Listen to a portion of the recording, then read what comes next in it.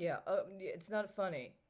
Um, right now there's an article, and I've never seen this particular publication before. It's from Japan. It's an old publication from Japan. Wow, it's always great when you see something that's been around for nearly 100 years and is online. It's dated for November 9th, and it says from the Ukraine. It's dated for November 9th. It's located from Kiev. And it says that as of November 9th, that the human rights organization Vyazna said that 540 people had been arrested in Belarus. Okay, now the situation is that they've been saying in the last week or two that there have been 500 people arrested in Belarus, but over a month ago, they were also saying that 500 people had been arrested in Belarus. And so the concern I had at the time was, are they benchmarking this as some sort of quota they intend to fill? Or had they actually arrested 500 people? Or had they arrested 500 people by that point in time and then a certain number got released? And so now, as of this past Monday, the number that was being reported was 548. Thing is, it says in here that the Sunday, last Sunday, was the 90th day of consecutive protest. Okay, um, but if it is 548, then there is the concern that that's being used to as a benchmark for somebody else that has nothing to do with what's actually going on in Belarus. And right here, it says on congress.gov, S548, Empower Care Act, sponsored by Senator Rob Portman of Ohio. Introduced on February 25th, 2019. It is just introduced, it hasn't been passed, but it says ensuring Medicaid provides opportunities for widespread equity, resources, and Care Act, or the Empower Care Act. Earlier in 2020, there was a piece of legislation that was proposed. It was in the Daily Digest with two other pieces of legislation. I was furious that day. I actually don't know if I made a video record, but I definitely acknowledged. And on that day, there were three pieces of legislation that were pending at the same time that I understood were somebody's game plan of some sort. And one of them had to do with loans for and from and in regards to Eastern Europe. And my concern is that what they were doing is they were going to take out loans on people that were Eastern European. And that this is the kind of thing that they've been doing. That they've got this process where they loan people out. They literally loan you out.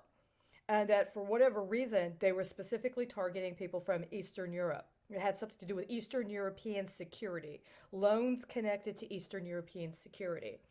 And this was in probably, I think it was March or April. It was right around the time that they started talking about. Actually, I got the indicator because I was trying to apply for a job at the time. And at the time I was trying to apply for the job, and this came up, and I was furious because I'm like, well, it sounds like what you're trying to do is you're trying to loan out Eastern Europeans. So you want white. You want something white. You want white loners. And so my concern was that what they were doing is they were trying to harvest their minerals. There's a variety of ways this can be done, including using low-level radioactivity in the phone, the form of trapping people through their cell phone, or putting people on some sort of current where they're monitoring their electronic communications and then like stealing stuff that they're doing online or stealing stuff that they're doing by engaging technology and using it as either derivatives or actual currency for other people. And so when they started arresting these people in Belarus, my concern is that what was happening is that they were using those people as loans. That Lukashenko was arresting people and putting them into jails so that they could be used as one of two things, either literally using them while they're in jail or while they're going through whatever the appropriate process would be in Belarus for dealing with having been arrested, as part of some sort of loan arrangement that would actually potentially even be about cultivating stock, right? Depending upon how long it was for, or using them in connection with some sort of plasma weapons paradigm. Now, this has been going on. They've been threatening this for a while. Now, they're not threatening it like literally, but you have to know how to see it. And if you know how to see it, then you can see it.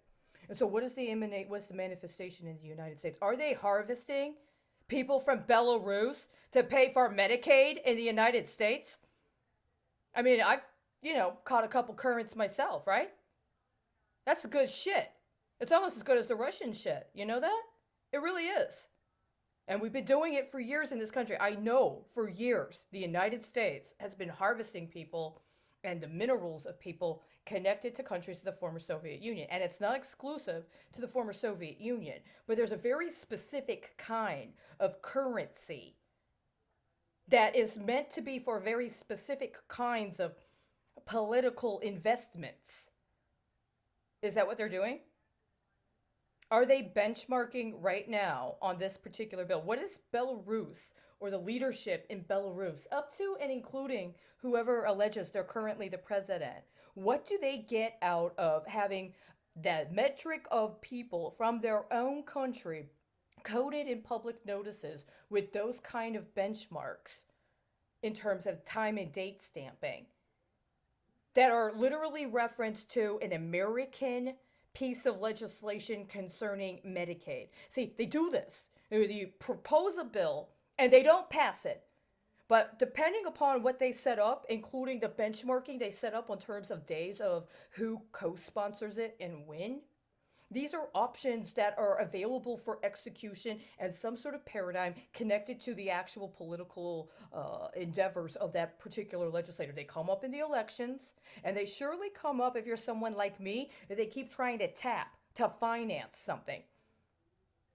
Whether or not this has actually been put into, see, this would probably be the kind of thing that they would have tried to collapse under the CARES Act, as opposed to actually putting it through an appropriate legislative appropriations process. The question is, who's going to pay for it? Who's going to pay for it? And with these sort of things, is this what they're doing? I mean, you could say no, they're not. I mean, so let's see if we can get some sort of reference here that is more than that, huh? Let's see if we can get, because they've been doing this for years.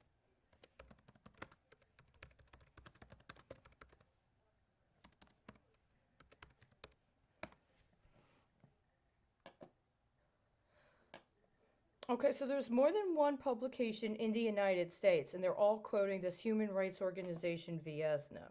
Now, then, of course, the next thing would be, well, is this human rights organization Viasna compromised? Are they, for instance, potentially financed or funded from the Clinton Foundation? Because that would be the process, right? Does Viasna get money from the Clinton Foundation?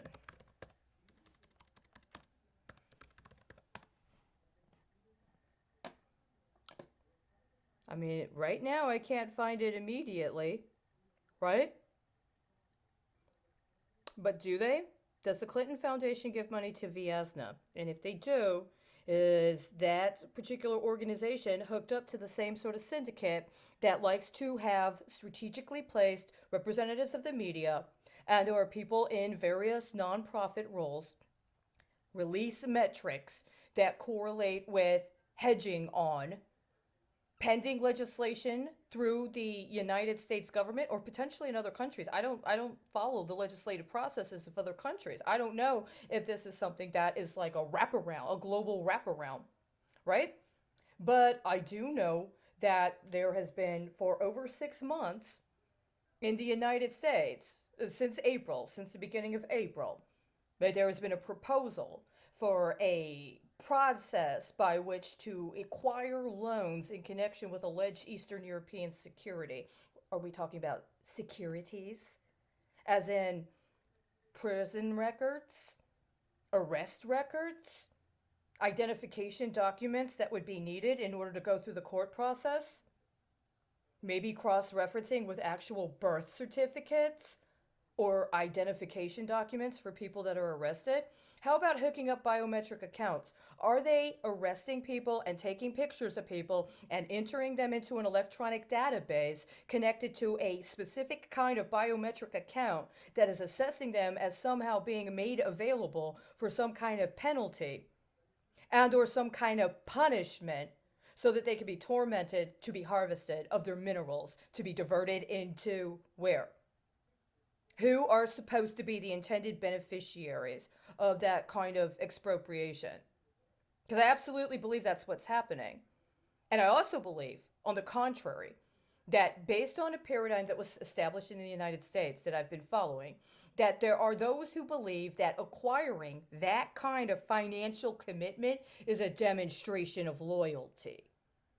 That once you have that kind of relationship with somebody in political office or with political ambitions, then you're considered to be yourself politically cooperative, i.e., if you want to participate in civic process or any sort of effort to get political redress, we need to have some leverage on you. Go get arrested and we'll hook up a bail bond. And once we get the bail bond, we'll be able to use it.